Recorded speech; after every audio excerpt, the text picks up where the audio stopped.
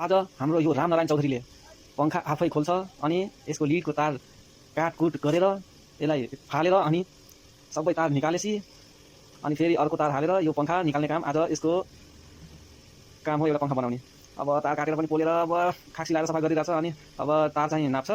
तार नापिरहेछ। अब तार नापेपछि त्यसलाई छिलेर अनि सोल्डिङ गर्छ। भिडियोमा तपाईँहरू हेर्न सक्नुहुन्छ। नारायणले भर्खर भर्खर सिकिरहेछ। अहिले त्यति एक्सपिरियन्स छैन, तैपनि हल्का हल्का मैले नि हेल्प गरिदिरहेको छु। आफ्नै भाइ हो, अङ्कलको छोरा। बिस्तारै अब काम पनि सिक्छ। आज रामनारायण यस्तो आत्ते छ कि पुरै नगरौँ भन्छ कि आज त दाइ मेरो त हात काँपिरहेछ। अनि अब हेर भाइ काम सिक्नको लागि गर्नु पऱ्यो। अनि हाम्रो प्याकी प्याकीले साइडमा बसेर हेरिरहेछ।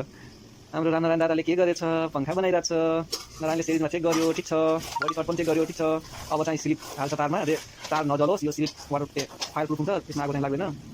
सबै तारमा एक उल्टा गरेर हाल्छ। कस्तो हाँसी हाँसी नारायणले हालिरहेछ। खुसी भएर कस्तो नाच्छ जस्तो गरिरहेछ। ल काट्यो अब अर्को दुईवटा हालिसक्यो। अब त्यसको हाल्न लाग्छ। फास्ट पनि कस्तो गरेको हो, देखेर त हाँस्यो क्या नारायण। के हो नारायणको हाँसी पनि खतरा छ त। आज त नारायणले एउटा पंखा रेडी पार्छ। अनि ट्याक्क भोलिपल्ट फिटसिट गरेर पैसा हातमा आइहाल्छ। भिडियो पनि लामै भएछ। अब अलिअलि फारवर्ड गरेर स्लो बनाउँछु। अब चाहिँ बाँध्नको लागि केबल टाइ लिनु गयो। केबल टाइ लिएर यसरी बाँध्यो। अब तारको पोइन्ट अलिक टाढा रहेछ पोल। अब यतातिर फर्केर लानु पऱ्यो, लामो दुरी पऱ्यो। फेरि चाहिँ तारलाई अब एक नाच गऱ्यो। अब त्यो पोलबाट माथि सिर्नु पर्छ नि त। अब त्यसपछि भएन। अनि फेरि अर्को केबल टाइ भन्नु पर्ला जस्तो छ। रामनारायण लिन जान्छ अनि अर्को हालेर निकाल्छ। रामनारायणले आज चाहिँ पंखा रेडी पार्यो। बाहिरसम्म निकालिसक्यो। अब बडीमा चाहिँ फिट गर्न बाँकी रह्यो। अनि हाम्रो प्याकी पनि पछि पछि हिँडिरहेछ। नारायण दादा कहाँ के गरेछ भनिरहेको होला नि त लुनाले।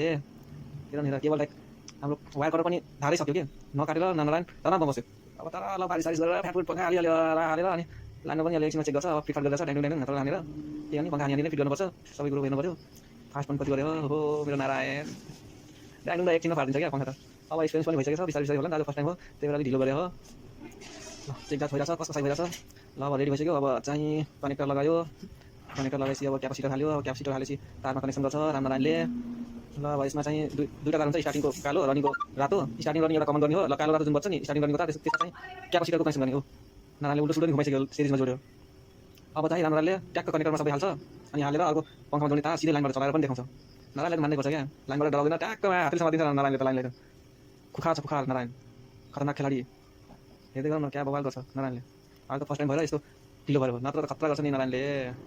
ल एउटा तार हाल्यो। कनेक्सन चाहिँ रातो रातोमा खास दिने हो, रनिङमा दिने। यस्तो कनेक्सन चाहिँ रातो कालो एउटा कमन गराइदिने। यसमा चाहिँ चारवटा तार भएको हो। रातो कालो स्टार्टिङ रनिङ कमन गराइदिने। स्टार्टिङ र रनिङ अनि दुईवटा तार बच्छ, त्यसलाई त्यसमा चाहिँ क्यापासिटर कनेक्सन दिने। अनि चेक गर्ने सिरिजबाट रातो रातोमा उल्टो सुल्टो कतातिर घुम्छ। अनि त्यसरी नै मिलाउनुपर्छ। नारायणले दुईवटा चाहिँ कनेक्टरमा हालिसक्यो। अब त्यसमा चाहिँ हाल्नु बाँकी छ। हालिरहेछ केटोले बिस्तारै बिस्तारै आरामले। ओहो नारायणले त खतरै गरेछ क्या लास्ट।